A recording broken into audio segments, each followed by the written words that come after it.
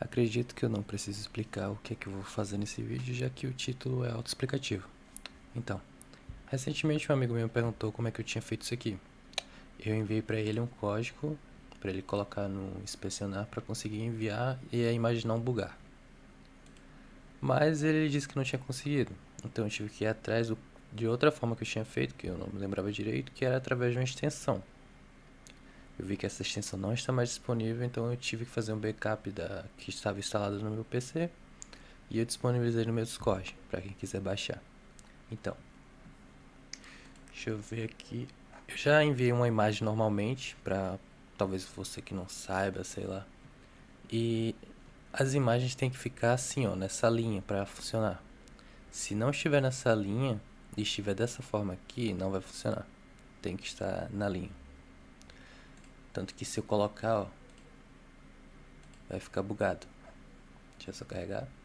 Ó, ficou bugado. Mas se eu colocar que está na linha... Pera, errei. Fica normal. Então, para isso a gente precisa da extensão. Deixa eu extrair aqui logo. Pronto. Cadê? Tem que ir na aba de gerenciar extensões, ativar o modo do desenvolvedor, carregar sem pacote. Aí vai na pasta que eu coisei, clica aqui e seleciona a pasta. Cadê? Ó, já tá aqui. Sim Profile System. Pronto, aí você vai lá enviar a arte novamente. Eu vou enviar mesmo.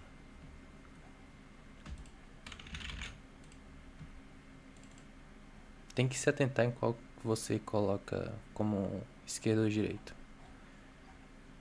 Se você não tiver paciência, vai testando de um por um. Vai carregar aqui. Pronto, volta.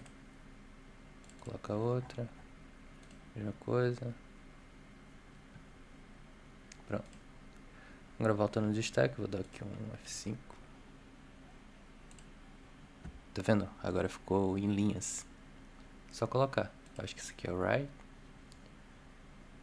Não, errei. Esse aqui. Esse aqui. Tá vendo? Deu certo. Sem segredo. Simples. Fácil.